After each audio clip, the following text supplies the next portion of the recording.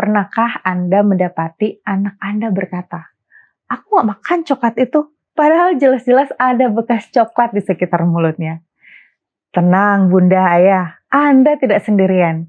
Banyak orang tua yang kebingungan dan cemas saat anaknya mulai belajar berbohong. Tapi, apakah semua kebohongan itu tanda masalah serius? Atau justru bagian dari proses tumbuh kembang anak?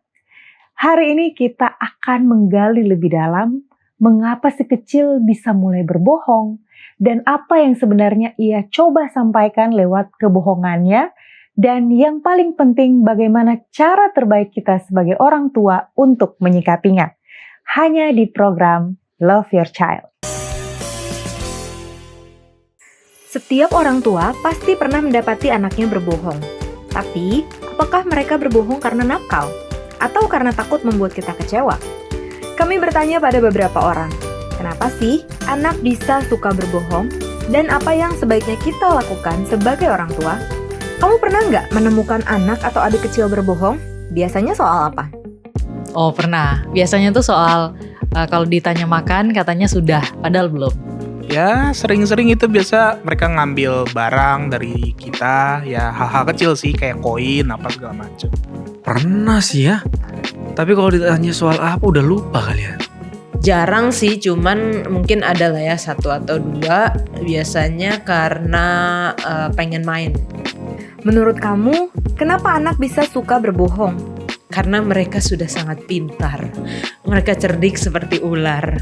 Biasanya itu karena takut dimarahin. Itu anak semakin sering berbohong kalau mereka sering dibentak. Mungkin kalau di case yang tadi aku jelasin, biasanya kalau belum makan belum bisa main game. Nah jadi supaya mencapai keinginannya, dia berbohong. Kenapa suka berbohong? Karena menghindari masalah, menghindari marah, atau mungkin dia nggak bisa diskusi dengan orang tuanya. Biasanya kamu gimana menghadapi anak yang ketahuan berbohong? Yang pertama, kita ajak dulu dia ngobrol ya. Maksudnya sampai dia bisa nyampaikan semuanya, sampai dia jujur. Ini yang harus kita berdiskusi, oke? Kalau memang dia melakukan kesalahan, lalu untuk menutupi kesalahan itu dia harus bohong, kita buat kesepakatan bersama. Kalau ini kita mau ini, kalau ini, jadi dia tahu kesalahannya, dia harus akui, karena dengan mengakui kesalahan itu udah suatu hal yang luar biasa ya. Kalau misalnya masih bisa diomongin baik-baik. Kalau terus diliatin matanya, karena biasanya kalau dilihat matanya mereka kalau bohong mereka biasanya gugup. Ya simple aja ditegur, jangan langsung main tangan. Ya selama anaknya nggak berlebihan ya ditegur udah lebih dari cukup. Kan kalau anak dia bilang sesuatu, jangan langsung dituduh kan. Tapi ditanya dulu, dikonfirmasi benar nggak apa yang dia bilang. Kalau seandainya kedapatan bohong, mungkin yang pertama dilakukan adalah tanya dulu kenapa dia bohong, alasannya. Baru coba untuk kasih dia pemahaman. Pesan apa buat orang tua lain yang juga sering menghadapi anak yang suka berbohong? Ini agak berat sih karena saya belum punya anak. Tapi kalaupun nanti saya berkeluarga punya anak, dan juga mungkin untuk orang tua, hal pertama yang bisa dilakukan adalah jangan langsung dituduh gitu. Jangan langsung dimarahin. Tapi ditanya dulu kenapa. Coba mengerti, dan kalau anak itu salah, ya dikasih tahu dengan baik bahwa dia salah. Jadi jangan membenarkan apa yang dia lakukan, yang salah. Untuk awalnya emang ya tegur aja. Tapi kalau emang udah berlebihan, ya emang kita udah harus mulai main fisik sih. Udah mulai agak dikasarin dikit lah. Hubungan kedekatan dengan anak, dia yang saya rasa sih ya, mungkin saya juga waktu kecil suka bohong kali ya. Atau mungkin kita juga yang nonton ini suka pernah bohong. Nah itu refleksi aja, apa yang membuat kita bohong. Karena biasanya itu karena takut gitu, takut dimarahin, takut ini, sehingga menyampaikan kebenaran itu, menyampaikan kesalahan itu dan mengakuinya itu menjadi hal yang menakutkan. Untuk para orang tua, pintar-pintar memiliki indera keenam untuk mengetahui apakah anak itu memang benar-benar sungguh-sungguh atau dia berbohong. Karena kadang-kadang tipis banget gitu antara dia bohong sama dia beneran. Tapi kita perlu tahu juga, mungkin perlu menggali, perlu nanya lagi gitu. Karena kalau misalnya dia bohong, makin lama akan ditutupi dengan kebohongan-kebohongan lainnya, akhirnya akan kebuka juga. Anak berbohong bukan karena dia jahat, tapi karena dia sedang belajar menghadapi konsekuensi dari kejujuran. Kalau rumah jadi tempat yang aman untuk berkata jujur, anak akan memilih jujur. Bukan karena takut, tapi karena percaya.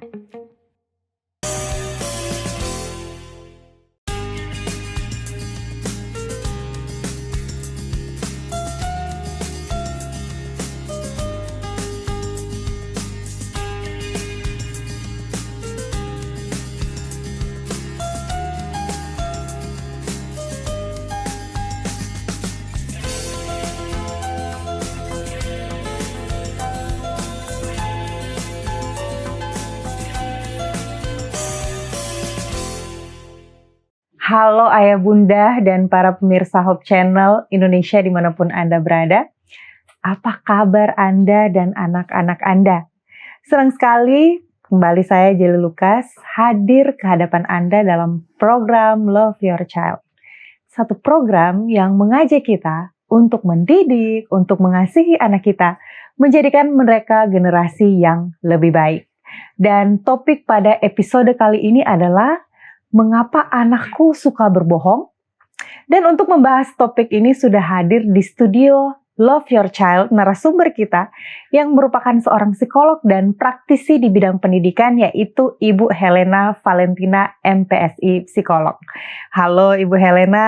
Halo. Apa kabar Ibu Helena? Ini saya lagi pusing mikirin anak yang suka berbohong ini. Sesuai dengan topik kita kali ini dong Ibu Helena. Wah, jadi topik kita kali ini saya rasa para parents di luar sana pernah mengalami step-step seperti ini. Apalagi saya mau kasih mungkin contoh dari apa yang saya alami ya Bu Helena, karena anak saya juga masih seumuran itu. Jadi tuh dia juga seperti segmen awal tadi tuh. Di Gimana usia tuh? dini nih Bu Helena yang kita tidak mengajarkan dia untuk berbohong. Tapi ternyata kenapa dia bisa berbohong di usia dini ini? Contoh, dia bilang ke papanya, iya mama udah kasih saya makan coklat. Padahal saya dengar-dengar dari dalam itu. Padahal saya nggak kasih ya makan coklat. Kata mama boleh gitu. Nah, Waduh. nah gimana nih Bu Helena? Khawatir kan langsung kan? Iya, mengapa anak-anak justru di usia dini ini sering berbohong? Bisa tanda kutip dikatakan berbohong seperti itu. Berbohong, dibilang penipu, ya kan? Kriminal gitu kan. Waduh, ngeri banget ya. Tapi sih sebenarnya kalau di kitab suci saya ada tertuliskan semua manusia itu berdosa gitu kan. Berarti memang dari kecil anak-anak kita bisa berbohong sebenarnya kan. Punya Itu potensi. bagian dari dosa itu. tapi itu secara rohani, tapi secara psikologis memang nggak bisa dipungkiri semua anak sedang berproses cara berpikirnya. Cara berpikirnya dari menerima saja apa yang diberikan oleh orang tua, kemudian berubah menjadi anak yang sudah mulai berpikir, bagaimana ya perasaan mama? Apakah perasaan mama, keinginan mama sama dengan keinginan aku gitu kan? Nah itu nampaknya mereka tanpa sadar sedang menguji gitu, menguji hipotesanya dia. Dia nggak bilang hipotesa sih, tapi sebetulnya dia sedang mengeksplor tentang berbagai hal di dunia sekitarnya, Lingkungannya termasuk dia. orang tuanya, teman-temannya, dan siapapun yang ada di sekitarnya. Jadi memang kalau anak-anak usia mulai prasekolah 2 sampai 4 tahun itu memang lazim Ya. itu mereka mulai mengatakan yang tidak sebenarnya gitu. Walaupun kan. orang tua agak worry ya sebenarnya. Tapi mereka pada saat itu tentu saja tidak tahu kan yang namanya Bohong. dosa, bukan Sengaja. bukan dengan ini loh, bukan dengan itikat buruk untuk membuat orang lain rugi kan gitu kan. Tapi dia sekedar untuk melakukan tugas perkembangannya mengeksplor Hmm. dari perasaan orang lain itu. Jadi memang upaya ini sengaja. Jadi Hmm. bukannya spontan gitu. Emang sengaja. Aku nggak mau ngaku gitu. Hmm. Aku nggak mau ngomong aku mau tunjukkan bahwa aku hebat loh. Mama nggak akan tahu apa yang aku perbuat gitu. Padahal sini sudah belepotan coklat semua ya kan. Iya betul sekali. Itu juga saya alami waktu adik saya masih kecil tuh. Hmm. Apa namanya? Tadi siapa yang buka-buka pintu itu kulkas? Siapa? Terus bukan aku. Itu kenapa kamu belepotan? Nggak ada deh. Kamu kayaknya ngambil sesuatu ya di kulkas ya. Ambil itu kan, tempe orek kan? Enggak kok. Padahal masih banyak. Masih baik di sisa-sisa. Coba mulutnya masih ada. Tapi aku nggak makan. Masih bilang nggak makan lagi. Padahal Lucu sudah sih. ketahuan ya. Dia sudah jelas buktinya ada. Itu apalagi yang kurang kan gitu ya.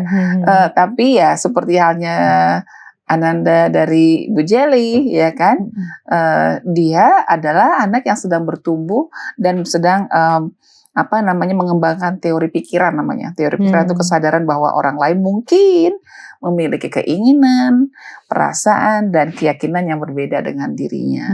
Ya, cuman masalahnya kalau kita menganggap itu sebagai sebuah dosa, terus kita langsung Marahin. ketakutan, aduh nanti anak jadi penipu nih, Iya, lalu iya, dimarahin. Nanti yang ada anak itu jadi mengeksplorasi kacau. lingkungannya jadi takut. Jadi atau kacau, seperti jadi malah dia jadi penasaran kenapa aku sampai diginiin ya gitu. Bukannya kapok karena memang kan dia belum ngerti makna dosa itu apa gitu kan.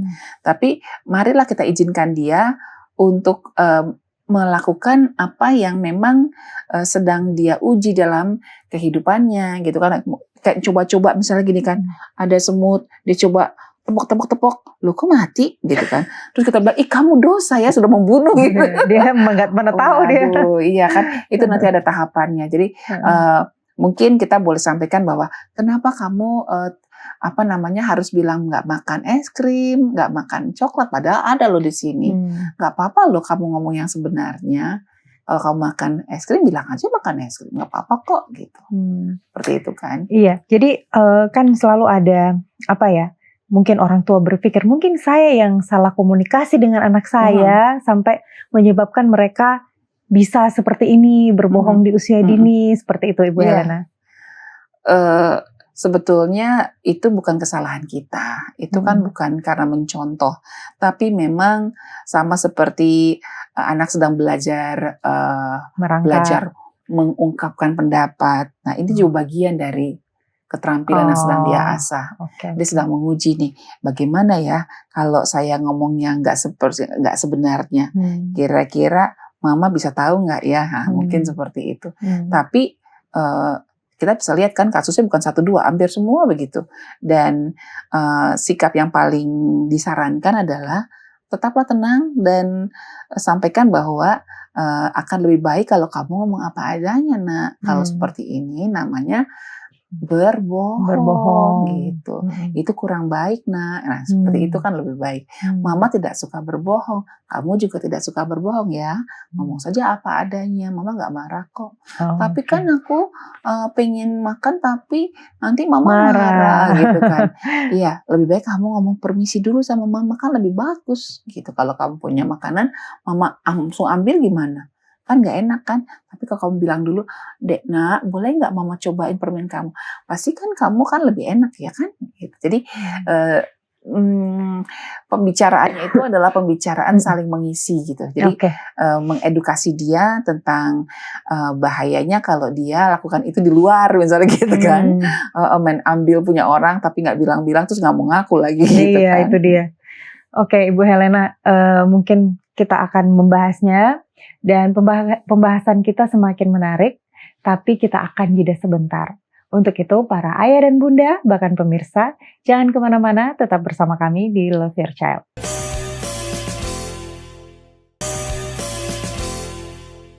Kembali lagi di Love Your Child, dan kita masih membahas mengapa anakku suka berbohong.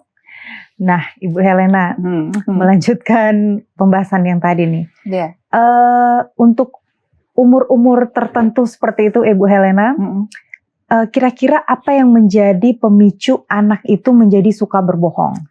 Iya, jadi kalau anak-anak yang masih usia prasekolah tadi 2-4 tahun 4 tahun. itu sebetulnya ya seperti itu ya, ya makanan dan sesuatu yang ingin dia sembunyikan seperti itu. Tapi kalau sudah mulai remaja, itu ada penelitian kalau 82% remaja khususnya di Amerika Serikat ya, mereka itu rupanya cenderung berbohong pada orang tua tentang uang. Tentang uang, terus tentang kalau di sana alkohol ya, kalau di sini mungkin rokok gitu. Kamu tadi ngerokok ya? Enggak gitu, padahal Bau. bau ya kan. Lalu kemudian narkoba dan teman. Lalu apalagi ya, kencan ya kan, dia sebenarnya udah pacaran tapi dia nggak mau ngaku gitu kan, atau pesta atau seks dalam pergaulannya gitu. Dan juga tentang ini, tentang apa namanya, tentang teman-teman yang mereka suka tapi orang tua nggak suka, itu rupanya tinggi juga ya. Oh, tinggi. Nah, paling tinggi malah, paling tinggi karena mungkin di Amerika orang tua menjaga karena pergaulannya kan di sana kan mungkin agak perlu perhatian gitu, sehingga orang tua kasih batasan. Nah, padahal teman-teman yang dia sukai, yang disukai oleh anak-anak adalah teman-teman yang tidak disukai orang tua gitu kan. Akhirnya apa yang terjadi? Dia berbohong deh. Dia bohong, enggak kok saya nggak berteman sama mereka, padahal ya. Nah, jadi gimana dong dengan anak-anak di Indonesia? Anak-anak di Indonesia kurang lebih mungkin sama ya. Jadi untuk remaja itu mereka menutupi siapa yang mereka ajak berteman. Jadi kalau kita punya sikap terlalu keras, ternyata efeknya juga nggak baik loh Bu Jelly. Iya. Ada penelitian di Afrika Barat ya, anak-anak yang dibesarkan dengan ancaman, pukulan, tamparan ketika dia berbohong. Kita pikirkan kalau udah ditampar kayak gitu berarti anaknya akan efek jadi jerah gitu. akan kapok gitu ya. Ternyata malah makin terampil bohongnya. Jadi kalau Bapak Ibu pakai cara keras dengan pukulan fisik, dengan dengan dihajar seperti itu, hati-hati. Terus harus diapakan itu? Ya seperti itu kan akhirnya jadi makin lancar dia karena dia saking takutnya. Jangan sampai nanti ketahuan ini. Wah, dia bisa merancang kebohongan itu begitu lebih dalam lagi dalam lagi untuk menghindari ketahuan kan. Sementara kalau keluarga yang memberikan konsekuensi yang sewajarnya, artinya oke, kita punya kesepakatan harus berkata jujur. Kalau kamu berkata tidak jujur berarti konsekuensinya apa nih? Sudah sepakati bersama misalnya gitu kan. Ya ketika anak itu mungkin melakukan kesalahan, melanggar peraturan misalnya, mungkin dia akan memilih untuk mengatakan yang sebenarnya karena memang resikonya nggak terlalu tinggi gitu. Dan yang kedua, dia nggak terampil berbohong. Karena buat apa berbohong? Udahlah, dia dimarahin nggak apa-apa lah. Paling nggak boleh ini kok, nggak boleh makan malam, biarin aja lah lapar gitu kan. Tapi kalau mau dipukul, dikurung, diikat tangannya atau diapain, itu sampai ditampar dan tendang gitu, malah anaknya malah jadi jagoan pembohong. Nah, yang menjadi pertanyaan selanjutnya di Bu Helena, bagaimana kita membedakan ini bohong yang biasa, ini dia bohong biasa atau bohong yang jadi tanda masalah nih? Iya, sebenarnya ada kan yang bilang bohong putih. Itu dia. Bohong putih itu bohong putih. Jadi katanya yang penting kan tidak merugikan orang lain, tidak menyakiti orang lain. Saya terinspirasi dengan tulisan dari Ibu Ellen White ya. Dia adalah ahli pendidikan juga. Dia mengatakan bahwa bohong is bohong, lie is lie. Jadi nggak ada white lie ya? Tidak ada white lie. Kebohongan tetap kebohongan dan ya kalaupun anak berbohong bukan berarti kita kan gini, kita mengertilah dia berbohong karena tujuannya baik, karena dia untuk melindungi apa, tetap aja itu salah. Ya, dia sudah memilih untuk berbuat salah dan itu kita perlu sampaikan bahwa mama kecewa. Seperti itu. Jadi bahkan sama orang yang sudah sudah di rumah sakit dan itu sudah nggak ada harapan lagi. Kadang-kadang diberi kebohongan kan, Iya, semangat, semua bisa kok kalau kita berdoa. Loh, padahal medis sudah bilang bahwa sudah tidak mungkin lagi. Memang sih, tidak ada yang mustahil di hadapan Tuhan. Tapi kita harus sampaikan yang sebenarnya bahwa memang tindakan medis sudah tidak bisa digunakan lagi misalnya gitu. Kita harus sampaikan loh dengan cara yang bijaksana. Supaya apa? Menurut Ibu Ellen White, supaya orang yang bersangkutan itu akan bersiap-siap. Dia tahu bahwa gak lama lagi dia bersiap-siap. Mungkin ada hal-hal yang perlu dia selesaikan, dia minta maaf dan sebagainya, dia harus selesaikan sebelum ajal menjemput. Dan seperti itu loh. Jadi white lies gak ada ya sebetulnya. Kebohongan tetap kebohongan. Dan kita perlu ajarkan pada anak-anak, walaupun kebohongan itu tidak berbahaya, misalnya cuma bilang gini kan, nak, mama di mana? Pergi, gitu kan? Sebenarnya nggak berbahaya karena orang mamanya ada di kamar, gitu kan? Nggak ada yang dirugikan juga, cuma nanya sekedar nanya. Tapi tetap saja itu perlu kita sampaikan bahwa itu tidak baik dan itu tidak jujur. Kalau kita sudah membiasakan tidak jujur sekali, kita akan tidak jujur 2 kali dan seterusnya. Jadi lama-lama jadi tabiat. Iya, gitu. betul. Jadi dalam hal ini juga orang tua sendiri dia harus menjadi patron ya. Yes. Jadi kalau misalnya ada tukang tagih kredit, cari mamanya lagi di dapur, nah bilang aja mama lagi pergi. Itu bener-bener nggak banget deh. Nggak banget deh Bapak Ibu ya. Lebih baik kita hadapi itu tukang kredit kan gitu kan. Supaya apa? Supaya anak melihat bahwa memang kejujuran itu ada harganya. Oke, orang itu kecewa karena kita belum bisa bayar, tapi orang itu akan menghargai bahwa kita itu tetap mengatakan yang sebenarnya, bahwa kita kita akan bayar besok misalnya seperti itu. Dan kan. itu dipelajari anak ya. Iya kan, bisa jadi kan gini kan, wah datangnya kok hari Sabtu. Sabtu kan untuk agama tertentu tidak bisa transaksi gitu kan. Pak boleh besok nggak gitu kan, tapi tidak usah harus sembunyi gitu atau mengatakan kebohongan. Betul sekali Ibu Helena. Dan Ibu Helena di segmen berikutnya mungkin Ibu Helena akan memberikan kepada kita semua tips-tips praktis dan juga kesimpulan. Untuk itu jangan kemana-mana, tetaplah bersama kami.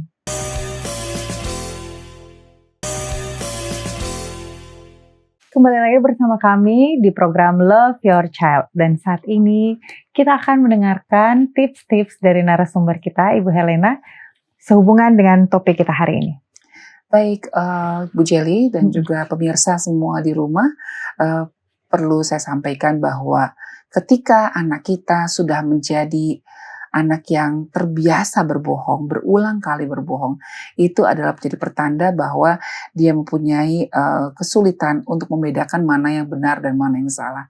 Dan ini tentu saja perlu untuk kita para orang tua mendampingi mereka dan memberikan ketegasan bahwa kebohongan adalah kebohongan, walaupun itu adalah untuk sesuatu yang tidak berbahaya seperti bercanda dan sebagainya.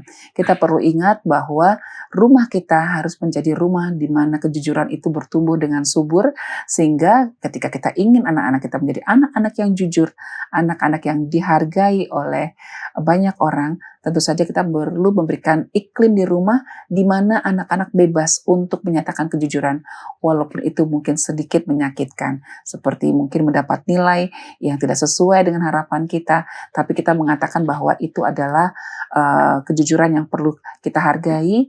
Mama bangga dengan kejujuran kamu, namun kita perlu berubah kemampuan belajar kamu, kerajinan kamu supaya bisa mencapai lebih baik.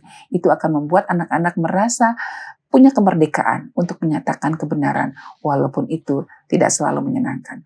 Selamat mendidik anak-anak kita untuk menjadi anak-anak yang jujur, untuk menjadi orang yang luar biasa di masa depan. Ya, baik Ibu Helena, terima kasih banyak ya Ibu Helena untuk tips yang sudah diberikan untuk kita semua pada saat ini, dan yang saya rasa kesimpulannya juga sangat baik untuk ayah dan bunda yang ada di rumah. Baik pemirsa Hope Channel, terima kasih telah mengikuti program Love Your Child hari ini. Tetap kita semangat dalam mendampingi tumbuh kembang anak kita. Cintai anak Anda untuk jadikan generasi yang lebih baik.